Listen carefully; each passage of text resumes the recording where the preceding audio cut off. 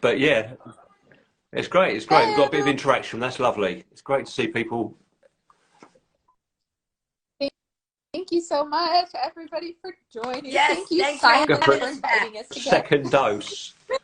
Yeah, exactly. They liked us so much. Hello, Either that or they were like, what the hell did they say the first time? We need to hear it again. Yeah. So if I start off by just saying welcome to everybody to Instagram Live. This is our second, well, it's actually only the second time I've done a live Instagram, so it's second live with you two, so which is really good. So introduce my name. I'm Simon Medhurst, author of the book Titanic Day by Day. I'll grab it, another shameless plug. And then also great-grandfather was Robert Hichens, who was helmsman of the Titanic. So what I'm going to do is, rather than say who you two are, I'd like you to say who you two are. That'd be the best way around it. So if you want to start with, say, Dalal, do you want to start, just explain who you are and, you know, give us a bit about yourself. Sure. I'm originally from Austria. I'm a composer, musician, and I've been very, very interested in the Titanic for I can remember. And I remember I actually contacted Simon because I wanted to have his book and I wanted him to sign it for me. So that's how the two of us got in touch. And Fran and I have known each other for forever, basically. And we hung out all the time. We both lived in New York. And Fran does all these crazy things, and she told me once that she went down to the Titanic, and I was like, tell me everything. So that's how we all kind of got together. And for me, well, Dalal introduced me semi sort of, but so I am a stand-up comic. I'm also a motivational speaker. I have a TED Talk called How a World Record Mindset Can Help You Accomplish Anything, because I hold 9 world records, one of them being that I did a book signing down by the wreck site of the Titanic, and I actually became an ordained minister so I could become the first person to actually say a prayer down by the wreck site of the Titanic. Because people have said it above for the people, but I actually went down there and I got a naval officer to tell me, because it was my first time doing it as a ordained minister, the proper, you know, burial at sea type prayer. Okay. So you've been down to the Titanic. So what sort of started that off? You mentioned before that you just got the invite. Did you had any interest in Titanic before that? Or was it just suddenly? Well, listen, I don't think anybody who ever heard of the Titanic wasn't interested to some degree. I mean, because, you know, it was the biggest moving object of its kind at that time. Obviously now, you know, there's cruise ships that are bigger. And everybody was fascinated with that story. For me, it was a thing like, first of all, the whole thing of the Titanic is just such a love story and just so many things. History, a story of survival, those who didn't survive, what they could have done wrong, right? And for me, I was like, wow, is there okay. So for me, the way that it happened was I had done a book study at the top of Kilimanjaro. And that picture circulated around the world. And I got an email out of the blue from Brian Day O'Connor, who was Sandra Day O'Connor's son, the U.S. former Supreme Court Justice. And he said, I didn't know such a woman existed, blah, blah, blah. You do adventures. P.S. I'm going down to the Titanic. I think the guy's making this up. So I go, yeah, sure, right. I'm emailing him. I'm like, yeah, right. Any room for another person? And he goes, are you serious? I go, are you serious? Are you really going down to the Titanic? Is this a thing? And he's like, yeah. So he says, well, you got to get permission. And I said, well, permission from who? He goes, well, there's this group that takes civilians down to the Titanic. So I said, all right, give me their number, you know, whatever. So I emailed them and they said, well, you know, there's 3 requirements to go down to the Titanic. I said, really? What are the requirements? They said, you can't have high blood pressure. I said, all right, that's not a problem. They said, you can't be claustrophobic. I said, why? They said, because inside the submersible that goes to the Titanic, it's only 7 feet. I said, what if somebody lies and says that they're not? They said, we shoot you with a dart gun. I'm like, a dart gun? They said, yes, we cannot have you panicking. I said, what's the 3rd thing? They said, you cannot have excessive flatulence. Right. I'm like, what? They Yeah, said, that's fair enough. you cannot fart too much. I said, why? They said, because it's pure oxygen inside the submersible. And if too much gas gets down there, you could blow up the ship. I said, that is not the way I want to go out in life. Fast talker blows up Titanic with a butt.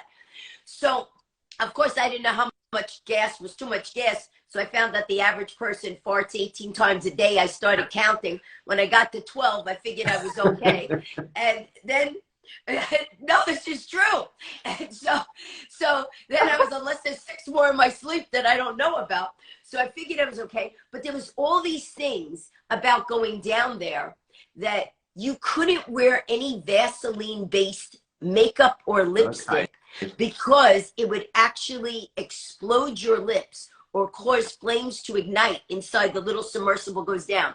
You couldn't wear rubber-soled shoes. You had to take your shoes off when you went into the submersible because the spark could be caused by your shoes.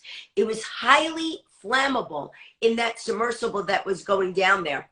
And what happened was there was only 37 of us that were going down with Anatoly Salgovich, the one that created the submersible, the Mir 1 and Mir 2 that go down there, the same one that you see in the movie The Titanic. So it was me, the Russian guy, and a Japanese woman going down. It was the United Nations going down to the Titanic. And I got to tell you guys, when you go down, total darkness, 2.5 miles down to the bottom of the ocean, and all of a sudden the headlights are on from the Mir are on the Titanic, and it's like everything about history just, it's so hard to believe you're seeing that actual ship. And at that moment, I felt so overwhelmed with so many emotions that I said, please remember, I was literally saying to myself, remember, this is not a movie. You are actually down here just a few feet from the Titanic. And then you start seeing cups laying in the sand. You start seeing Captain Smith's bathtub laying there, and the reality just hits you. And then the bow and the stern are about 20 minutes apart because when the ship broke. So after you go around and see the whole bow, then it takes you like 20 minutes to get to where the stern is. And where the stern is, all of a sudden, everything is mangled except for the big fan at the back. So you are looking at it, and that looks like a wreckage. The other one looks like someone just placed the Titanic there where the bow was. So what parts did you actually get to see? Because obviously when we see pictures, very often it depends on, it can be quite cloudy, quite, you know, you don't really get to see very much. No, well, first was of it all, quite the water clear? was really clear. Hold on, I'm going to actually show you. Well, let me show you this, just so people get an idea. So if you can see this, where's my camera on my phone? If you can see that, that's inside the mirror that you go down. So it's very small. It's 7 feet inside. All your knees are touching the whole time that you go down. Now, to give everybody an idea of the thing. So here, where you see, okay, this is where the stern is. Can you see it? Yeah. Okay, and this is where the bow is. Okay, that's how far apart it is. And the way when you go down, what they do is this is the stern and this is the bow. And these 4 marks here are the 4 transponders that send sonar to the submersible that you're in. So it pings it so the pilot can get us to the bow when we come down. Okay. And so it's very precise. And then you're talking on the radio all the time. So this is a picture from my camera of what the bow looked like. Very iconic. What we saw. Yeah, the iconic picture, that one, isn't it? Exactly, the iconic picture. But what you can see here is the mast where the people were, where the guys was the crow's nest, and you see it's laying down, like it's already down. And can you pull it a little bit closer? The camera, slightly over, like your left. Which way? This way. That's it. Your left. Okay. Your right. Your left. And so what you see is the mast. Now the interesting thing is there's these things called rusticles that eat the Titanic at a rate of 2,000 pounds per day. So they said if you were to actually touch this, you could poke your finger through it. That's how little integrity is left in the metals. And now here, this was pretty cool. They had, I'm just trying to show things that people might recognize. Okay, so this is the telemotor. And there's actually, if you could see it, there's a little albino crab on it, because everything down by the bottom of the ocean doesn't see any light of day. Yeah. So every animal down there, but this is actually where the steering wheel, where the captain would turn it left and right. Of course, the wood part is gone. So that's the telemotor that controls the captain's wheel that's down there. Now, this is an interesting thing to see. If you could, I could show it to you two ways. This to you would look like nothing, right? You would go, what is that? But you see these parts over here? Yes. Right? That is actually the top of where the glass was. Okay. Okay, right there. And so we were looking down into the staircase, but obviously there was no staircase. So that was the remnants of what was left of the that was held with the dome. Yeah. Can you show the other one again? So it's, if you see that. Up a bit. Yeah, up a bit. Yeah, that's it. Wait, hold on, like that? Yeah, that's a bit, because you've got your light on. That over there is the metal. This metal right here is the top of what was holding the glass dome in place. Yeah. And then, so when you say what else, like, you know, what else can you see? So that's holding that.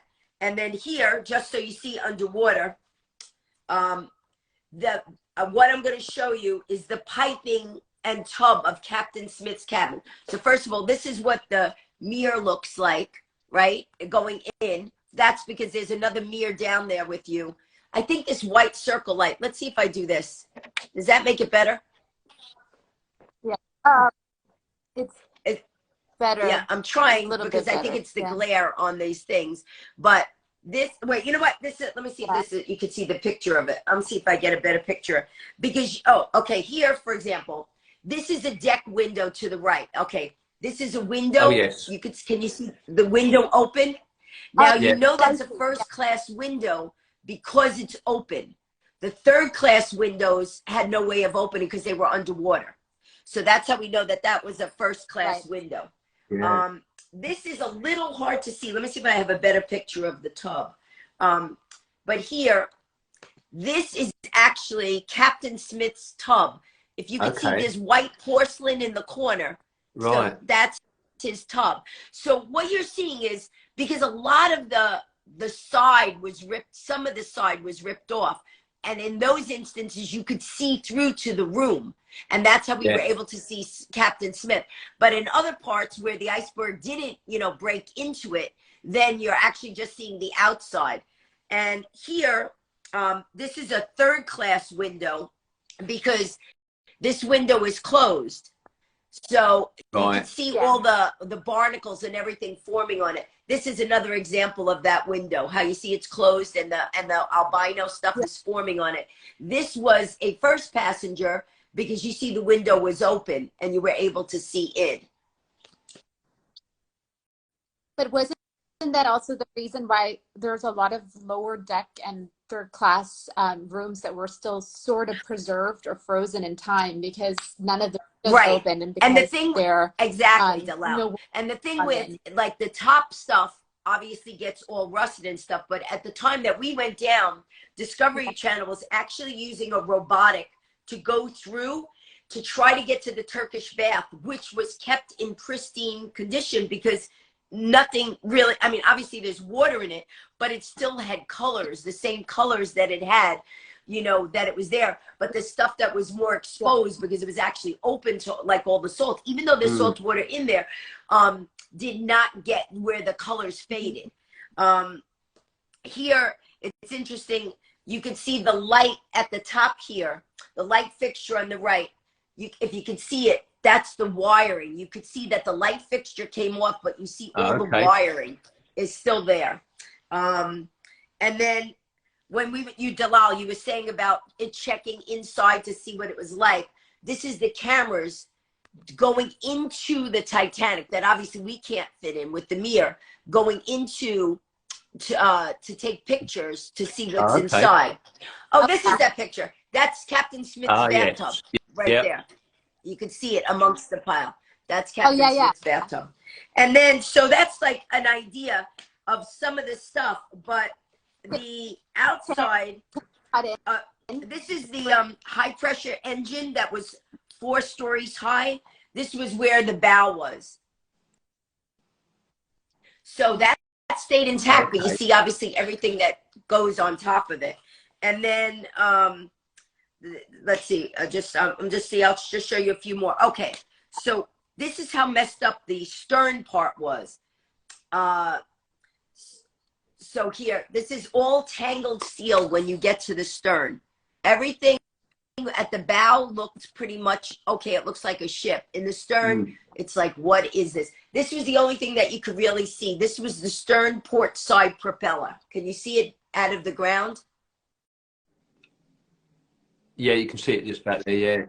It's right here. That's the propeller, and the rest of it's in the sand. Yeah. So, and then, so were you able to take pictures yourself? I mean, how does that work? These are all my pictures. These so are all my pictures. So you have your camera, you take the pictures as you look. You put it up against that 6-inch window, you know, and you take the pictures. It was interesting because here to give you an example, this is kind of cool. This one. So a lot of times I would see things and go, well, what is it? Because to me, it just looks like a mass of stuff on the ground. So I had taken a picture of this. And then I found a picture of this, which is a actual third-class cabin. And that same bowl is the one here that I saw at the bottom of the ocean. Amazing. Wow. So, and then obviously in the submersible, there's no toilet. And of course, there was one outside. I go, maybe we could use that one. No, okay. Yeah, so that gives you like an idea of like some of this stuff. One of the cool things here, oh, this is another kind of cool thing. Again, you have to know what you're looking at, which I didn't always know. So I saw this and I'm like, what is that? Do you see that little square thing here? Right? Oh, wait, can you see? Here, this little square thing? Yeah. So I was like, well, what is that? And when I came up, they go, that is the tiled floor in the cigar room. Yeah.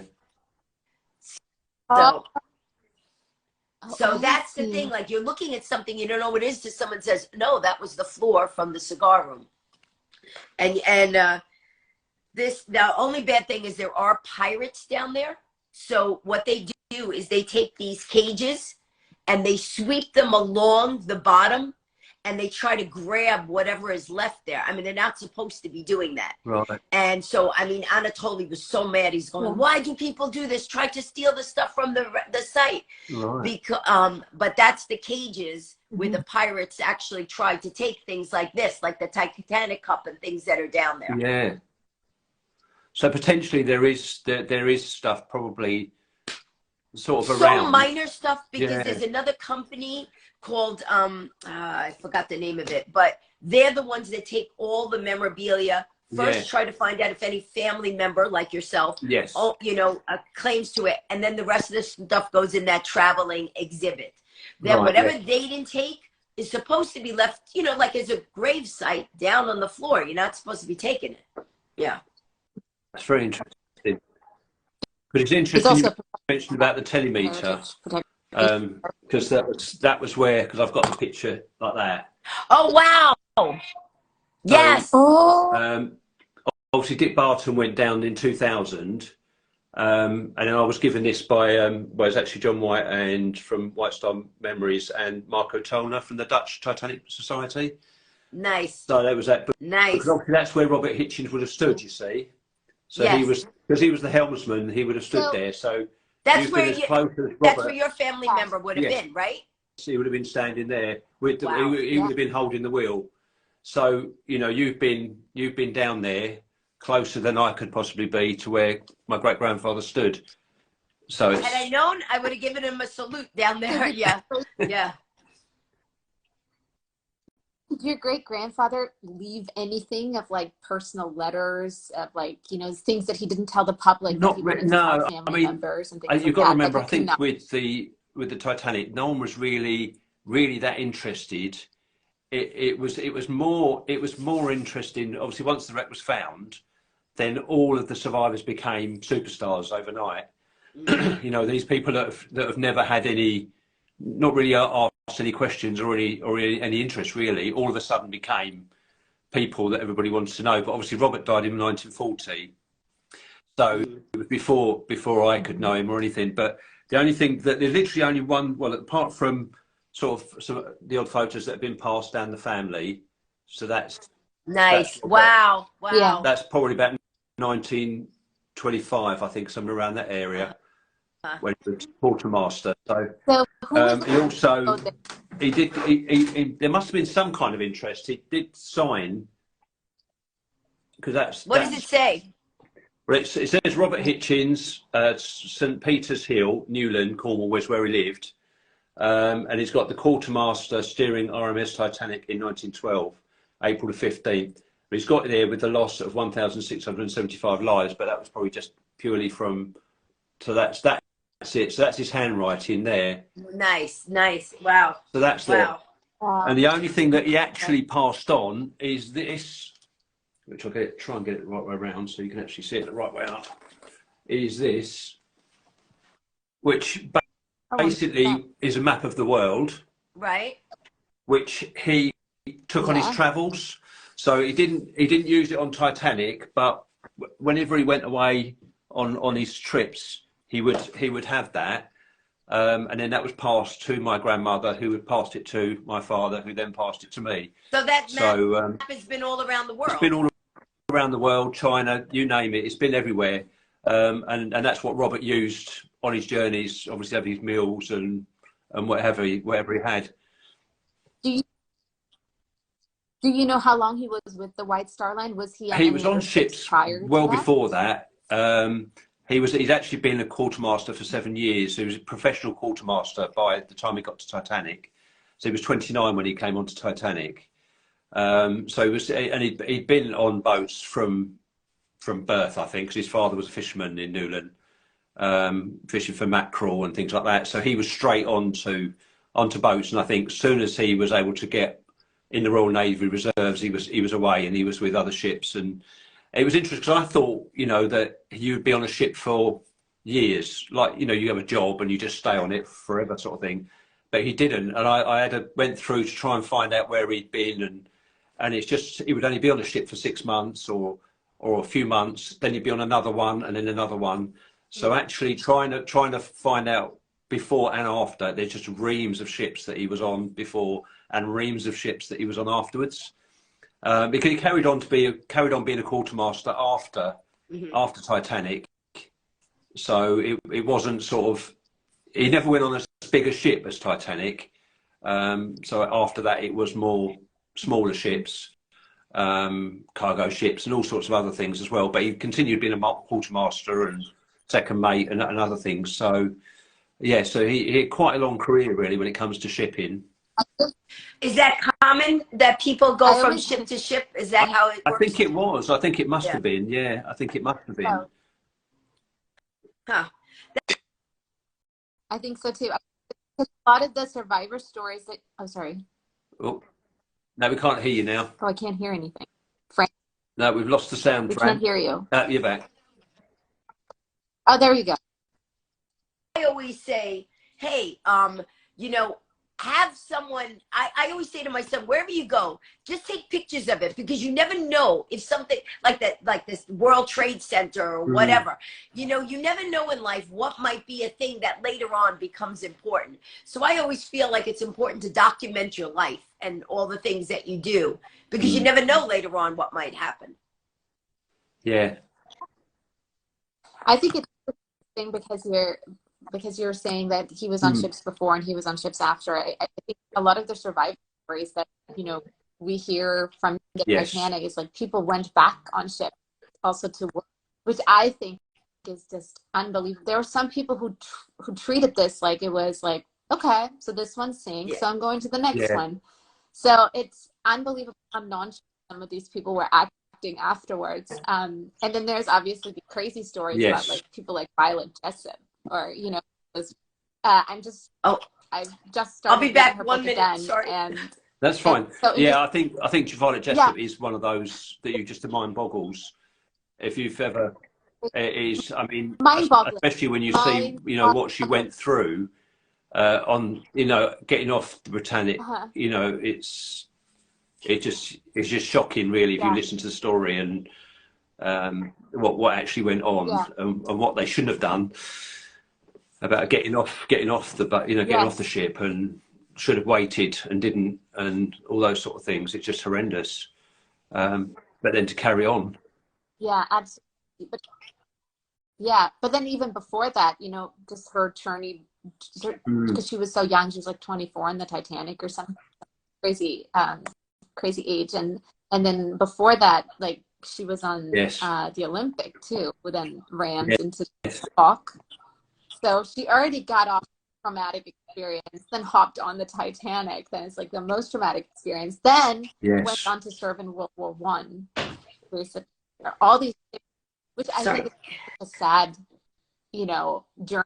A lot of ships where they were used as like cargo ships or luxury cruisers. Suddenly they were all to warships. Basically, and I think what I would like to have had is more survivor stories that we can watch. Obviously, I've been put on my Instagram. I've been putting some survivor interviews, trying to do it in sort of more snippet form, so that people can watch a small amount rather than trying to watch a whole interview, but just small area of the interview. But you sort of wish there was more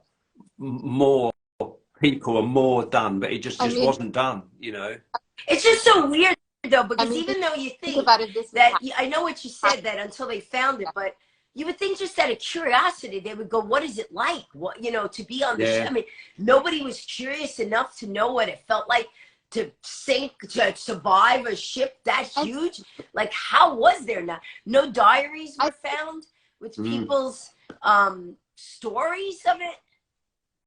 Well, you have to also like imagine. I think there was interest to some degree, but then it's not the age of social media or the age of like. I mean, we have one in the 50s that was done. We've done a few survivors, and Harold Cottam from the Carpathia and things like that, which is quite amazing. But they don't really ask that many questions. You sort of think you want them to carry on, and they're always telling them what to say, and you're thinking, no, just let them say what they want to say. But it sort of doesn't really. You just want more, don't you? I also wonder if obviously it was so much trauma that a lot of people maybe did not want to share. And maybe that generation is not the type like our generation. Hey, look, I'm eating a cookie. You want to see it? You know what I mean? Like that generation, and I guess you think of soldiers, they come back from the war. A lot of times they don't really want to talk about anything that happened. So that could be the thing too. And the British are very stoic. We don't really. Well, we haven't changed. I'm as much as anybody else. We don't have much emotion, in the sense of, you go to America and everybody's bouncing all over the place. But us English, we just sit there and wait. Listen, I know that feeling. My husband is part British, and I go, Steve, what do you think? And he goes, nice. I go, wow, that's a rave. It's like... But it's also apart from maybe like personal trauma and then demeanor changes and like maybe cultural aspects of it. There was also the outbreak of the First World War coming 2 years later. So there was even more. I mean, not to compare it, but there was even like a tragedy on a global scale suddenly that people didn't learn. And then I think it like maybe not to dwarf the Titanic, but it did dwarf it in some way. And they were also in the middle. I'm sure a lot of people in the middle of lawsuits and court proceedings that were like, don't say anything. That's a good point. Yeah, you're right. Yeah. Because especially if they're trying to hold White Star accountable, then what people could say, who's going to be the witnesses to and for, that type of thing. It's interesting. because And it's really they were talking about when I went down there. I think I showed it last time. You know, the iceberg that hit the Titanic. They were saying that that iceberg probably came from Greenland around 1910 or 1910 or 1911, and that by 1912, 1913, that actual iceberg, you know, the ice part of it is gone. But when I went down there, they were saying that when the iceberg hits, that it's not just ice on an iceberg. You know, there's rocks and other things on there. Yeah. And when it hit, there was stuff that they found, like rocks and pieces of stuff that they said that they date, you know, listen, can they tell the exact one? I don't know if they were just telling me that because they wanted to give me a souvenir and they said, yeah, this is from the actual Titanic. I mean, do I know? I have no way of really knowing, but that's what they said. And I just thought it was so cool because, you know, it's just like, it's not memorabilia in the sense, but it's just like you're holding history. Yeah. That's always what amazes me. You're holding history. Yeah. You know? And I think that's what I feel about, like, it's very similar to this thing, you know, it's just a map.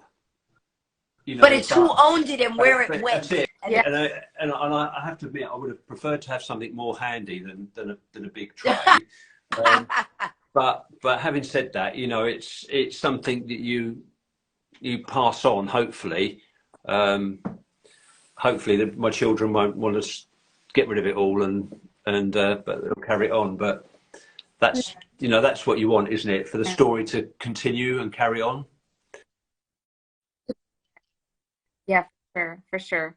Does anybody know, because I don't know that part of history at all, really, but whatever happened to the SS California? Because we were talking last time that did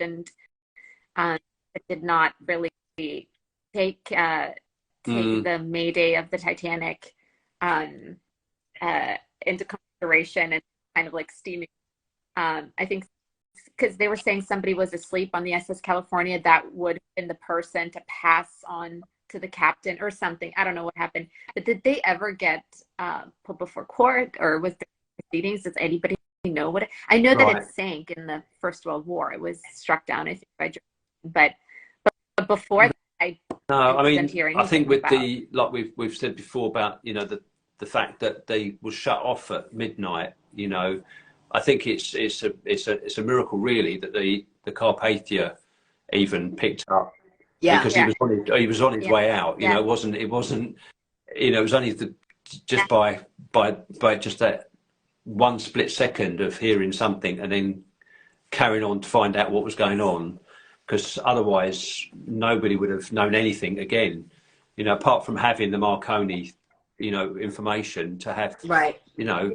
And when you think about it, even let's say God forbid, but they didn't hear it. How long would those people have survived in an open air lifeboat if nobody would, and they didn't have a radio on the lifeboat? You know what I'm saying? Like if they were just floating around, how would, you know, you're like a needle in a huge ocean haystack.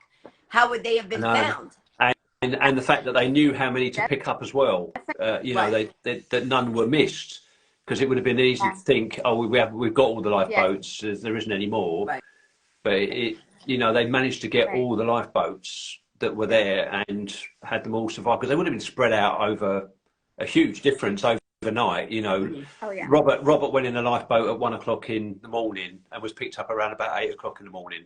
Oh wow! So you've got a long, that's insane, a long time to be spread out. I know some of the lifeboats did actually connect up and they tied them together. That was smart. And also swapped over a few. You know, swapped over a few things as well. Who was that? I don't know. It was somebody, one of the survivors, one of the lifeboats. I think he was one of the was manning, like one of the ship's crew, and he was saying that for all the hours that they were out there waiting for the Carpathia, nobody talked. Yeah, like every completely silent. Women and children like said a word. And that's really, I mean, it's well, that shows you the degree of trauma. Like they're all in their heads. What, you know, can't believe whoever they on the ship they lost going down. It's like, what even are you thinking? You know what I mean? I know. Except for Rose on that. Where do you start with the conversation? Yeah. You know, where do you even start with that conversation with people that maybe don't know much English, maybe, you know, and just the whole mix of different classes as well within the lifeboat. You sort of wonder, was there even in the lifeboat that little bit of class distinction? You sort of do wonder, don't you? Maybe. Whether it didn't, but you sort of do wonder if that disappears in a face of tragedy, though. You know. Yeah. I mean, it did in a way, as all the lifeboats were on sort of the first class deck, right? Yeah. And then people had to mingle there to get in the first place and kind of figure it out. And I do think that I've read reports of, like, you know, a second class passenger, you know, helping a first class passenger and vice versa. Children, you know, pushed around and pulled around so they can get into a lifeboat. And I mean, I think I read like a few days ago about the and like, I think in general, 74% of women were saved and about 20% of men, like, all together, which is a huge difference, obviously. And but just unbelievably sad. And then there's this crazy story about the woman. I don't know what her name was. I think she was a first class passenger, and she wouldn't let go of her Great Dane. Oh, really? So they found her. You know that story, right? Yeah. So they found her later. She was one of the bodies that was recovered with her dog.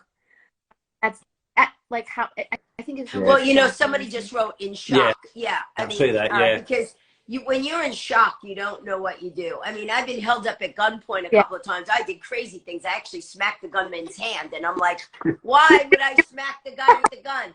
But I did, you know, because you don't know what you're gonna do.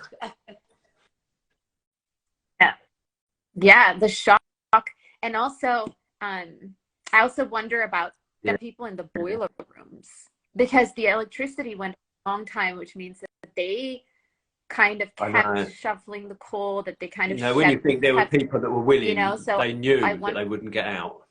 They didn't. You know, they knew that what they had to do was to be there to the last minute to actually make sure that there was electricity, that there was enough power to do what they needed to do. You know, that there were people that did sacrifice their lives so that others might live. Yeah.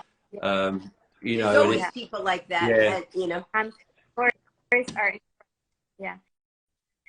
wanted to share this before, but this is a little book that I ordered off of my favorite place, Thrift Books, and it basically shows, like, it's a cut through of all of the Titanic, so you can see exactly where the boiler rooms were, there, you know, how people lived, and during and you can actually, you know, fully pull it apart, so you can. I don't know if you can see this. Oh, wow. Fully, that's cool. Like, that's like your map. It's huge. Yeah. It is. It's really big, but it gives you a really great glimpse about, you know, how the third. What's the name of that book, passengers, like here you can see the third class cabins and things like that. Is that the big red book? Is that big? Yeah, I've got that. I've got that one. Yeah, it's amazing. That's, I think, cool. Inside the Titanic. Somebody wants one. I think you have to order it where at First Books, like Dalal did. Yeah. Actually, I was just like to say thank you everybody for joining, and thank you for all your comments that are coming on, because they're really helpful as well. Because I know some of you are quite know your stuff as well, which is good. This is how it flooded, so you can see, like, and where and like how fast. And they obviously give you, like, really great information about what the like the tickets and, you know, like everything, like how the tickets were dispersed, and then so many people under fake names, so they don't even. There's a lot of people that they still. I think it was in 2008. Still found another, like, it was like a 6-month-old baby or something that perished and was buried, and then they finally found out who that person was. Well, they want to know where you got that book. It was First Books, you said? Oh, Thrift Books. It's just thriftbooks.com. I think, I think you and they still have it. probably could still get it on And eBay as well, somewhere like that. You probably could pick it up. Yeah. Kevin, Yeah. Kevin. Yeah, what am I blanked out on Simon? Simon, that somebody I guess just joined in. They said they want to know what your relationship again was to you know, your family member. What your relationship is. Yeah, that he was my great grandfather. So my grandmother was Ivy Hichens, who was the daughter of Robert Hichens. So, and it goes through that. So I don't have the picture with me here. I've only got. He was your great grandfather, He was right? my great grandfather. Yes. So did your grandmother ever tell you, oh yes, you know, my dad No, I told think me, you know, it's really one day strange of because what- obviously I didn't know who my birth father was till I was 45. And up to that point, I didn't have any connection, know anything about, you know, I've been collecting Titanic since I was 25, but never had any sort of knowledge of any Titanic connection at all. And it was, and I say I had the picture of Ivy Hitchens holding me when I was 6 months. She actually died in 1972, so I didn't really get to know her that well either. But she, yeah, that's the picture I had. And as I say, when I found out, my dad said, "Oh, yeah, I took that picture." Then all of a sudden, it was like, this is getting a bit bizarre, you know, from collecting stuff and signatures and all those sort of things to suddenly, yeah, you're actually related, and oh, you're related to the one who was steering Titanic. You know, you Wow. was the helmsman of Titanic. You know, and you're thinking, it can't get any more bizarre than that, really. Yeah, really. I mean, and when you think the one that was steering the Titanic, I mean, that's like crazy. That's Yeah, crazy. it Dalal, is totally crazy. I um, think Did you meet any of no, your sadly relatives, not, because I or didn't actually didn't get to know my father till 2012. All the survivors had passed away basically by then, hadn't they? So it was too late to meet any. So the only people now really are the children of survivors. So yeah, David Haseman is still going strong. He lives in Southampton. Dalal, So I've got to meet him. and who I'm was sorry, the people keep typing. At some Sorry, point, just put the name of that book in again, because everybody's being distracted by the People want to name know of what that it book. is, isn't it? I'm Yeah. And, I'm and I trying want to to make sure they're I'm trying to listening. wave at everybody as well, but I can't keep up with everybody. So if I I read miss a wave, fast, so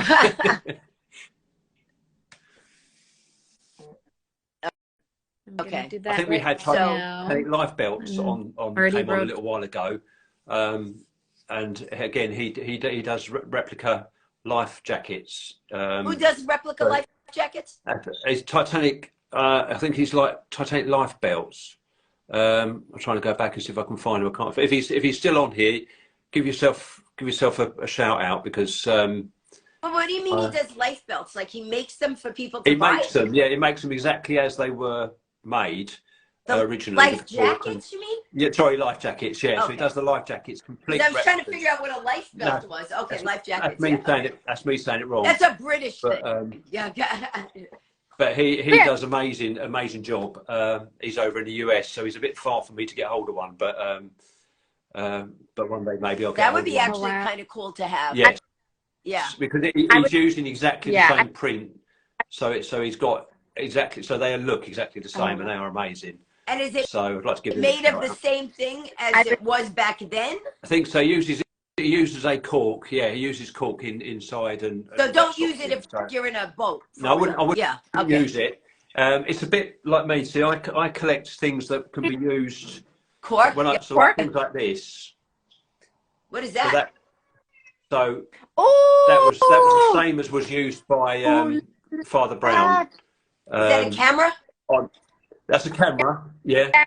So it's a pocket Vesta Kodak. Wow. And what you have on the back, That is so cool. you would have a pen on the back. This is like a writing pen that you would open the flap up and you'd write in there. So when you see the pictures with the writing on, that's what they would use. So Father Brown had one of those that he took pictures on Titanic with. So that's exactly the same as that. and then you'd have the one that was used by those on the If somebody doesn't know who Carpathia. Father Brown is, let them know, because he's the one that took There those we are. most pictures. There's Titanic life. There are Titanic life belts. Yeah. There we are. He's just said thanks. No problem at all. You're welcome. What do you Yeah, I'm sort of trying to keep up. find the call? I know, Oh, but is it? stopped for me. It just Cork like, inside. Yeah, uses cork so inside. weird. That's what you're saying. Yeah. So if you've got them there, and then I've got this one, which is that's the brownie. It's a brownie. Mm-hmm. So that was what was used on Carpathia. So the pictures you have of Lifeboat 6 and all the lifeboats that you see being taken from Carpathia was taken with one of these, exactly the same as that. Wow.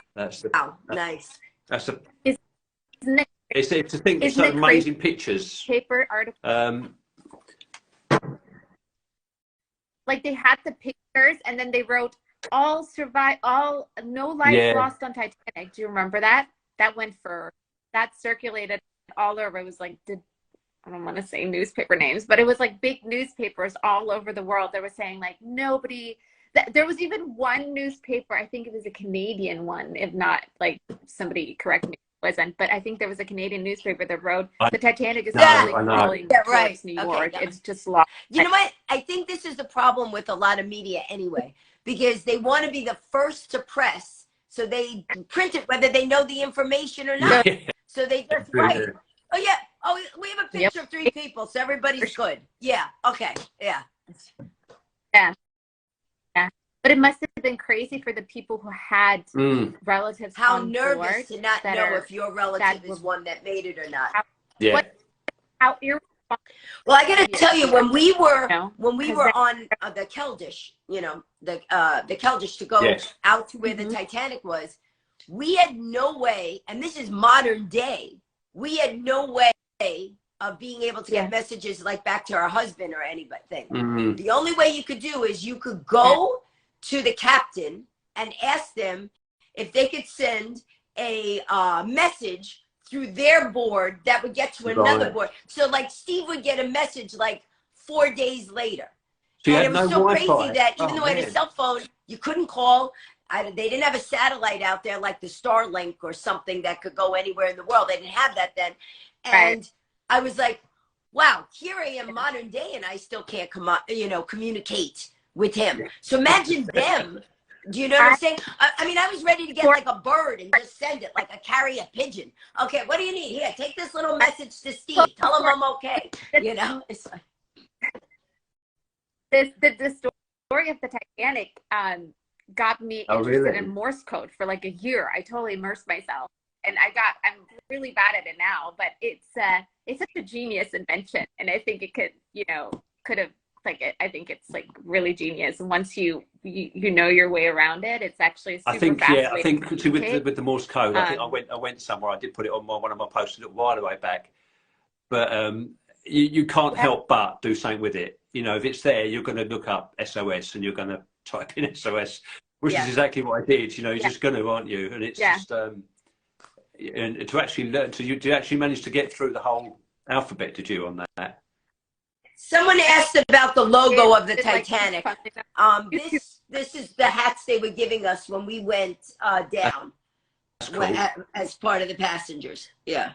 So I don't know if that's their logo, but that's what they gave us. That was 2002.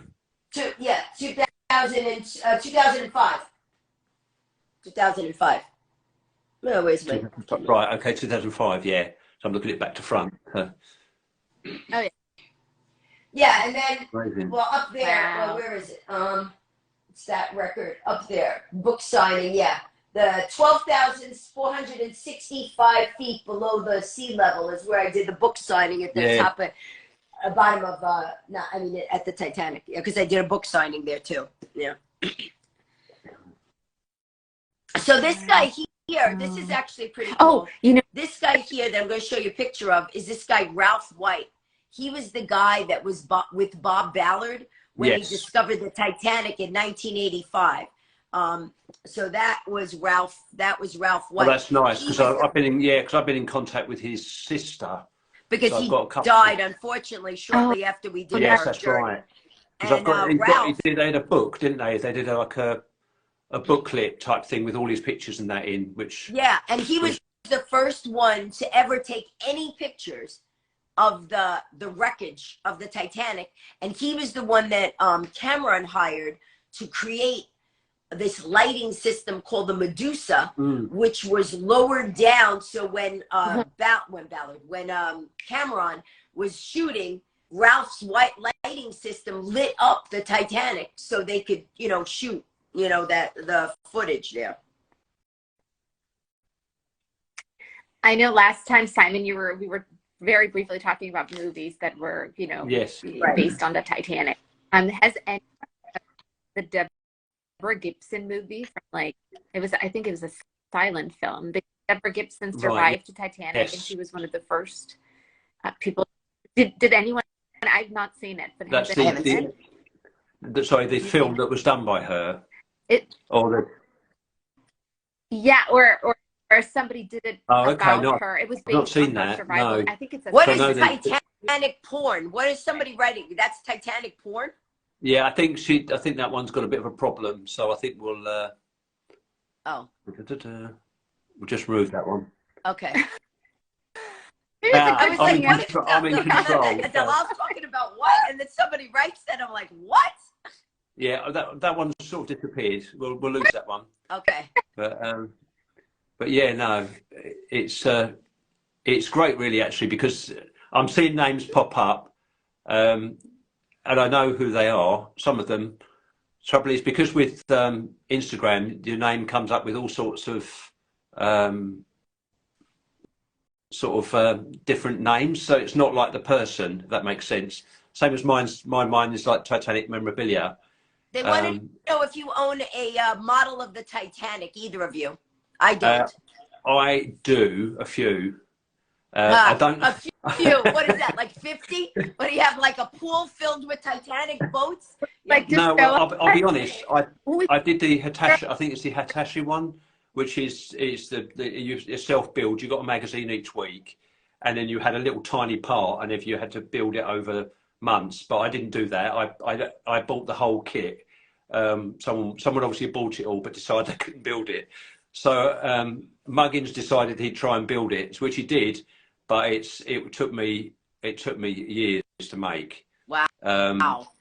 That's dedication. It was because it's all literally wooden and hand built and everything else. So what I'll do is I'll try and take a picture of it and I'll put that on as a post at some point. Do that. You should do that. You know, I saw they did a Lego Titanic. Yeah, someone mentioned a few of them. I have to admit, I'd probably go for Yeah, I think I'd probably go for the trumpeter model first, which is basically a laser printed model. So it's a bit, it's all handmade. You hand make it, but it's not quite as. I don't think it's quite as difficult as just literally to hand build complete. So like the one you did. Somebody said they wanted to see it. Simon said he's going to put a picture up afterwards. The Lego Titanic. Do you have a picture of it? It's cool. I saw it. I'm looking at it now. Hold on. Let me see. It's she's looking up the Lego Titanic. Yeah, it comes in like 3 parts. Yeah, look at it. Look at it. I mean, it's amazing. Huge. It is a huge thing. It is huge. Yeah. Does it say the dimensions of how big it is? I'm just when are you getting it? Looking at it so when are you getting it? Hold on, let me see. She just did a Google search. I'm like, yeah, that would be. I love Lego. Are you kidding? Simon, the next time we speak to each other, I can't talk to you. I'm still building. Yeah. So it has 9,000 pieces. 300 portholes. Everything. The ship splits into 3 sections. Pieces. You can have. Oh, it's even inside. So the grand staircase. Someone said it's 135 centimeters in length. I don't know how much that is in feet. Oh, good over question. 4 feet. Oh, there it is. Oh, yeah. 4 feet. I could have. Is it over 4 feet? So someone said it took them 24 hours to build it. Yeah, that doesn't surprise me, to be honest. Yeah, someone's exciting that it took them 24 hours to build it. Yeah, it's about it's quite 4.4 big. feet. Yeah. He said it took me about a week off and on to build, not too hard. There's Greg. I was hoping he'd pop on. He's going to be, watch Oh, out, because Greg there is it going to is. be coming on to one of my live Instagram chats at some point. Oh, cool. Hi, Greg. Greg is an amazing artist. Look. So I'm going to be getting Greg on at some point to have a little chat about things as well. Great. So 8 hours for each section. Well, 8 hours of each for 3 sections. Oh. Really? That's a lot. That's lot of amazing. concentration. Oh, Lego. Hi, Greg.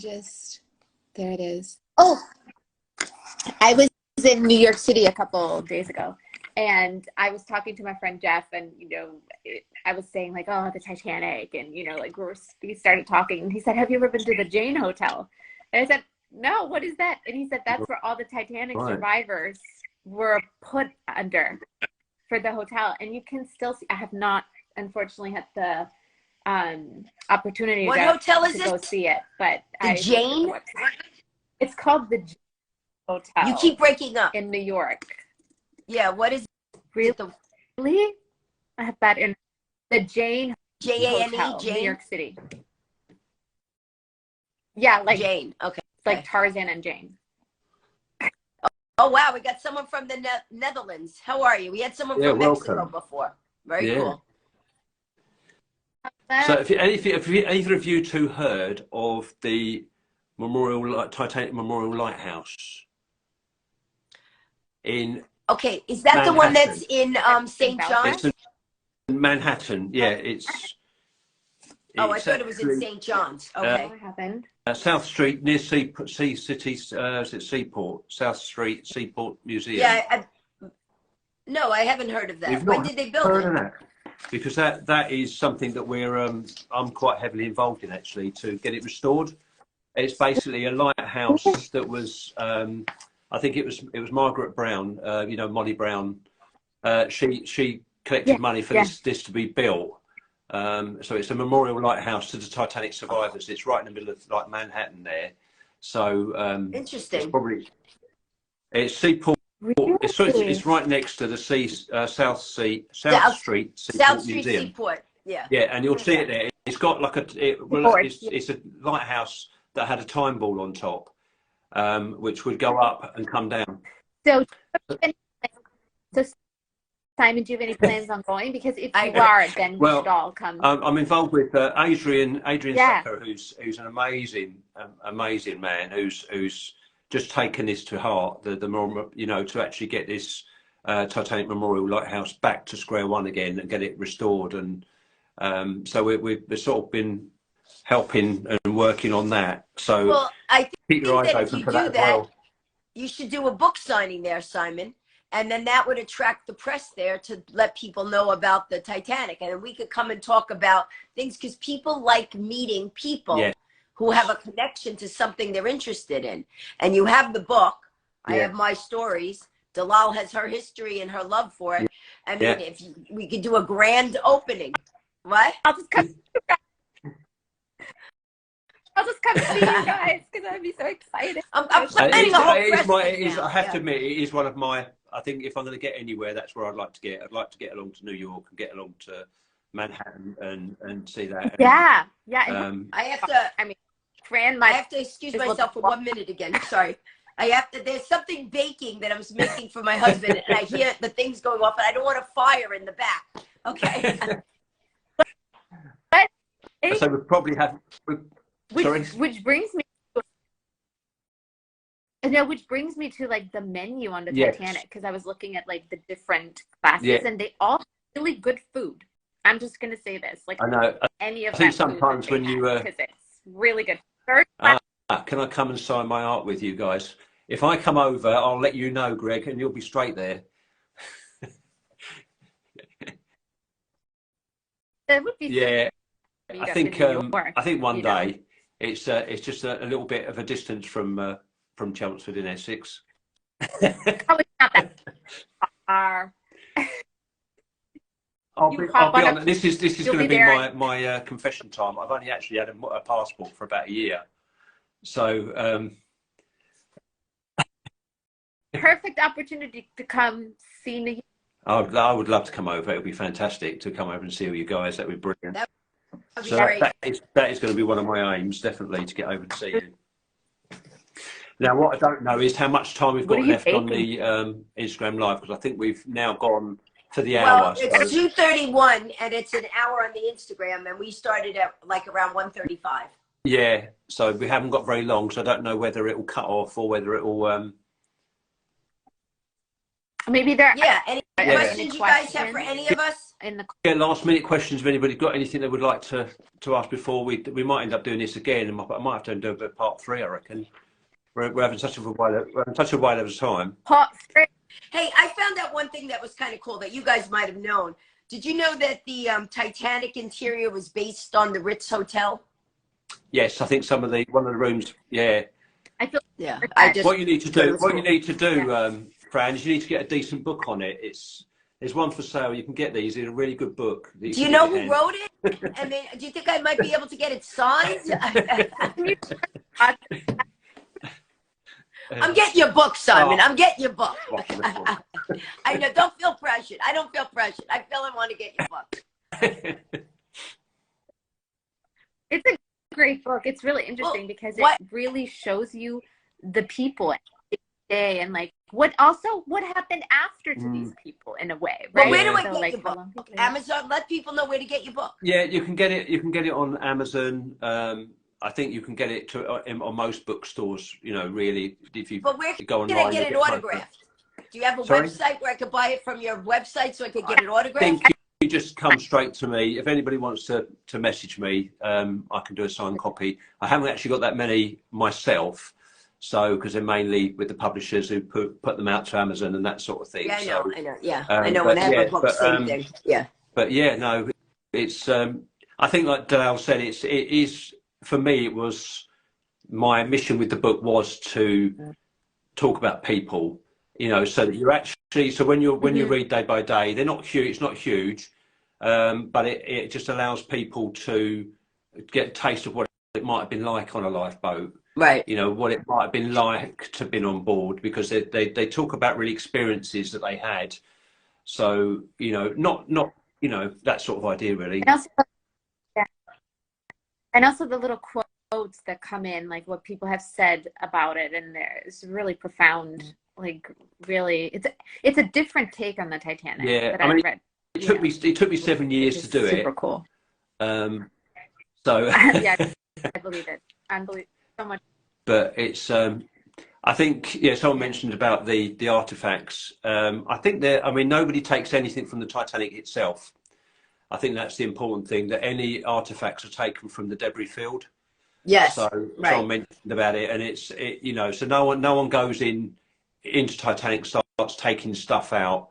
But anything that's on around the debris field, that they'll but I don't think they're collecting anything at the moment, are they? So. But the thousands of artifacts have been taken. There's not much. When I went there in 2005, there was not much left on the floor. There was those random tiles. There was that toilet seat. The shoes and anything leather and things like that are long gone, long disintegrated, or they had been taken already to be put in the museum. Yeah. The items that were personal items like combs and jewelry, they did try to get it back to the people, you know, that owned it, but if they couldn't, then it was in the museum. I mean, people got to realize it's a grave site in a way. You don't just go robbing inside the grave site, you know. No, exactly. I think I'd like to see more on display. That's the only thing I would say, because I know there's a huge amount in storage. Oh, really? And I would love to see. I would love to see more, maybe spread out. You know, like Belfast or places where they could be kept and looked after, maybe, so that people could see them. Right. What good is it in storage? I mean, you know what I mean? What good is it in storage? Yeah, I think like where the big pieces get, Las Vegas. I think there's a huge storage area where artifacts are kept. I think that sometimes they're moved around, but other times that's where they stay. What about jewelry and things like that, are there still safes that are unopened that they cannot touch? I know they opened one safe, and I think it only with... had a few coins in it. So there wasn't an awful lot there.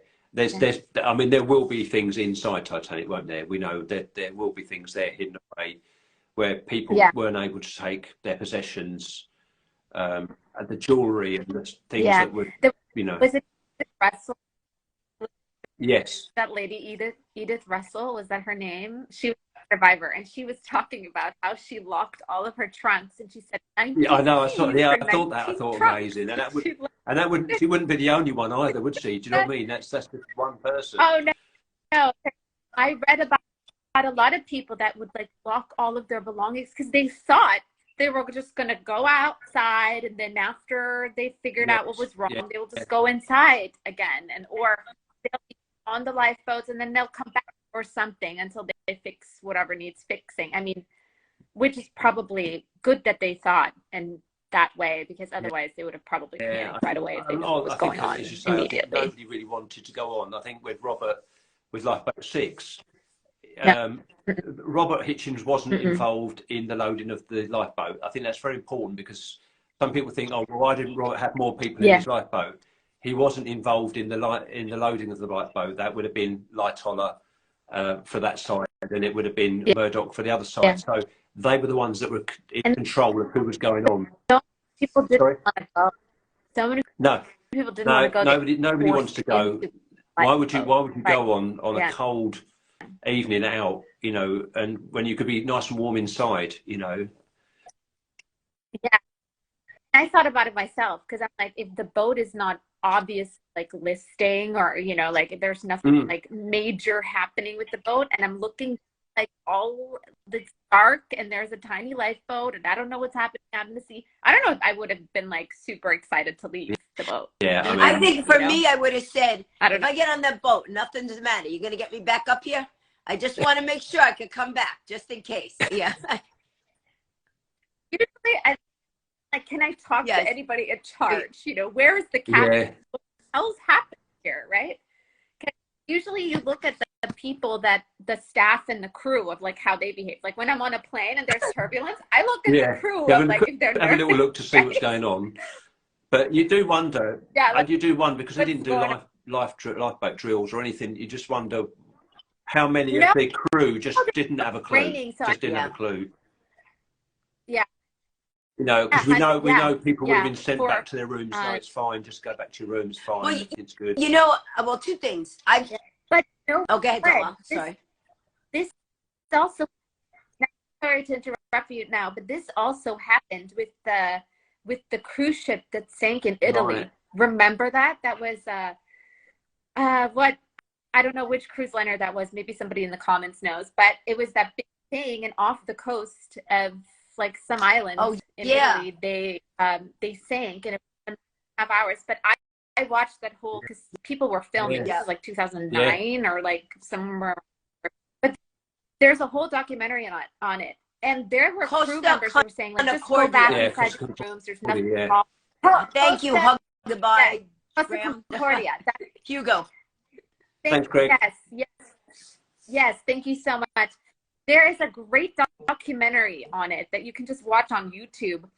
And it shows you the behavior of people, because this was during the day. You could see the land. Yes. This was nothing compared to the craziness of the Titanic. If you think of it, when you're on a plane and they tell you to watch the drill, nobody's looking at that drill.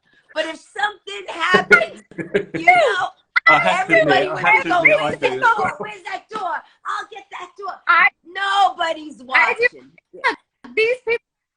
No, they're like, you put your seatbelt on. I've flown so many miles in my life, but you know, we're up there doing this for the 10,000 times. I can watch for the 10,000 times. I'm like, she's like, the life. I mean, look, if there's a panic, nobody remembers where the life jacket is at once, you know. But I think, I don't know, but I am like, I am listening, Fran. I have to admit, I do as well, and I only do. I only go to Belfast, and that's like 50 minutes. And I'm like, I'm actually trying to copy what he's doing. You know, if I could get things down, you're the guy imitating him. Okay, put that. He's like going, Yeah, over the sides. Yeah, but I was wondering last time I flew from, New York to Austin, and they were doing the things. There was like 8 exits on, like here and there. I'm like, I wonder how many people to this day haven't flown any plane. Right. Like how many are left? But there because, are people. I I know people that have never been on a plane, which is amazing to me, but it's true. Yeah. Well, I think No desire. I mean, Yeah. so I've And never then- been abroad apart from I went to Ireland last year. Well, then What's that? for you to go to. We'll see each other in New That's York. it. We'll Good. eat a hot dog. Got to give him a pizza. He's got to drink the water. Yeah.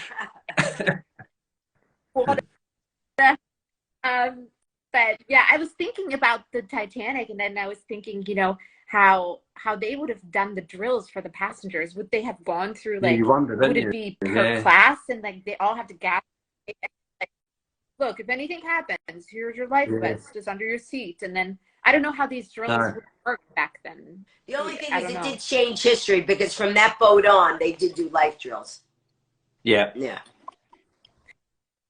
Well, they before too. There were life drills before. For whatever reason, Captain Smith didn't. Yeah, I don't want to say anything bad about the dead, but we don't know. Yeah. Yeah. Yeah. No, really, what prompted people to make the decisions that they made. But I know that Thomas Andrews was also somebody who said we need 48 lifeboats, and he really went. He was very serious about that, and then they were saying no, it's going to destroy the view and things like that, and who knows, it was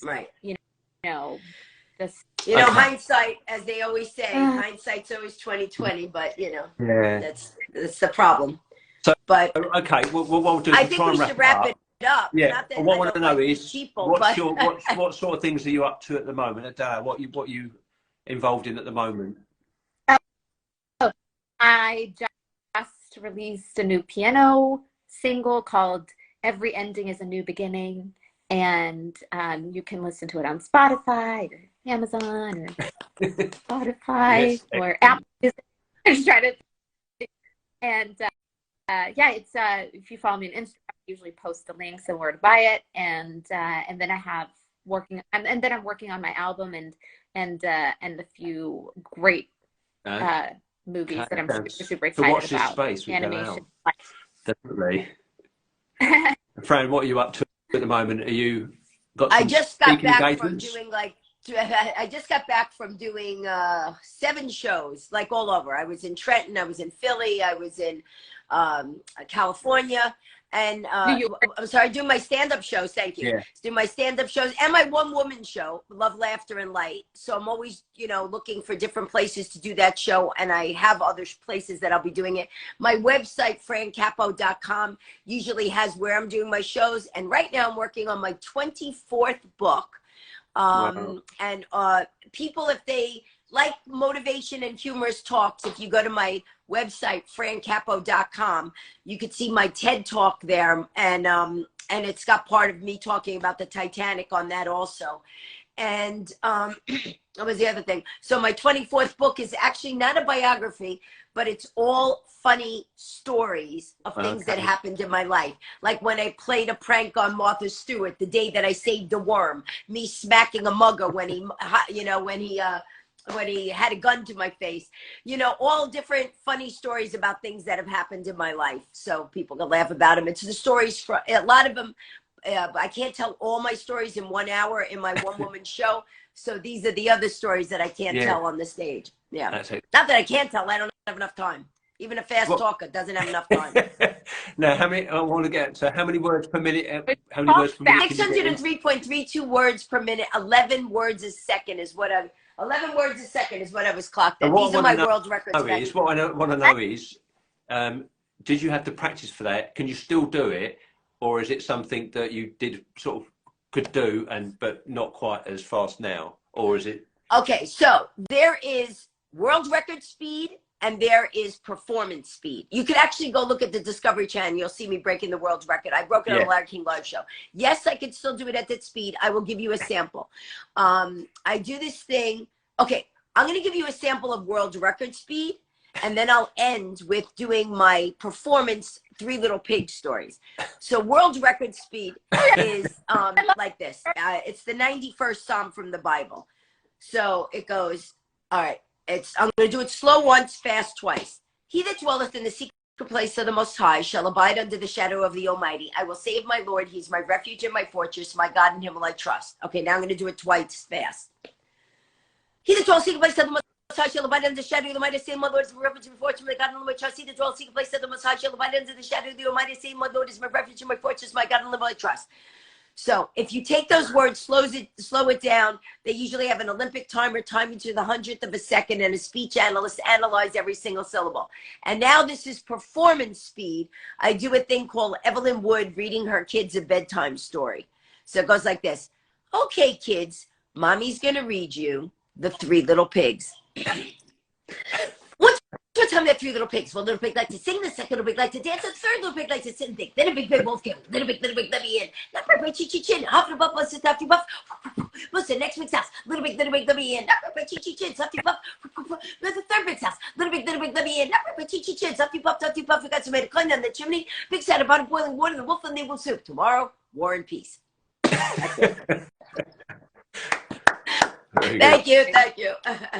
I've got a feeling I think if I read that to my children, they'd just stare at me, to be quite No, they go like this. That. That's it. It's over. I can't fall asleep. You know, Fran and I met because we were sat next to each other at the Women in Film Awards in New York. And I turned to her and I'm like, wait a minute. Aren't you the fastest talking woman in the world? I am. And then we left early and we just had the most dinner somewhere else, Dalal's leaving out one little part. Not only we decided after we went to that event, we see this event. It's a private event, and it says you need a ticket. I go, Dalal, let's go. She goes, we don't have a ticket. I go, doesn't matter. Let's just walk in like we own the place. So we walk in. They go, you have a ticket? Oh, no, we're good. And we just walk in, and then they start taking pictures of us on the red carpet. They had no clue who we were, but because we just walked in, and then she goes, I like you too. And then we went, and then from then we became real, like, best of friends. Yeah. Yeah, it was amazing. And then you know, I asked her, I was like, do you think because there was somebody doing a speech on the podium, and I was like, so does this seem slow to you? I was trying to figure out if she also. I was like, lady, come on, we could have been out of here last week. Yeah. Well, all I say is thank you very much, you two, for coming on. Thank you, and thank you everybody for watching. It's really been amazing. Yeah, there's been so much interaction and so many people popping in and coming out and coming back in again. It's been absolutely brilliant. So hopefully, all being well, we'll get this. If I can work out how to save it, like I did the last one, and then we'll get it onto YouTube. Yes, please. That'd be great. I'll get it onto hopefully my Instagram at some point as well, so that people can just go back and listen to us completely talking madness. Great. You know. Yeah, exactly. And they love it. And there was somebody who just said that his great grandfather was a captain or something, but it went by too fast. Didn't see it. Emilio, thank you for saying this was great. I saw that you a couple of times commented that you liked it. Thank you. Yeah, and there's been some great great interaction. I really appreciate everybody. Yeah. So yeah, continue to follow Dalal and Fran and yeah, enjoy Titanic. We've got Titanic month, so we're all going to be Titanicked up by the end of this. That's right. Week.